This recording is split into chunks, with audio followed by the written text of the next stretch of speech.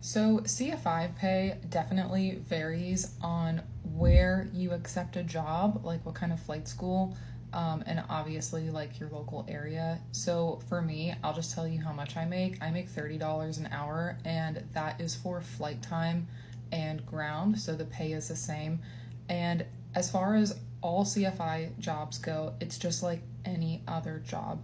So you can go to one place and they don't offer benefits. I know ATP they're getting sued right now by past flight instructors. You can look this up. It's completely public information where they classified them as independent contractors. And I'm actually going to read this just from the lawsuit, so I'm saying everything right. They were classifying them as independent contractors, but they were failing to pay flight instructors for all of the wages due and owing for the work that they perform. Even though ATP treats the flight instructors like employees, ATP misclassifies them as independent contractors, and they weren't paid for overtime at the rate of time in 1.5 hours, even though they work over 40 hours in a week, which is really common for flight instructors. There was also more about them not getting paid for ground training when it was tied to a flight, which I don't know how that works. I didn't go to ATP.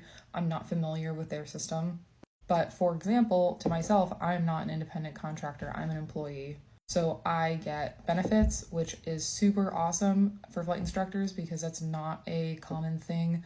I get paid holidays, which I don't know. I have great benefits where I work. But I would say 20 to 25 hours is probably like the industry standard for flight instructors.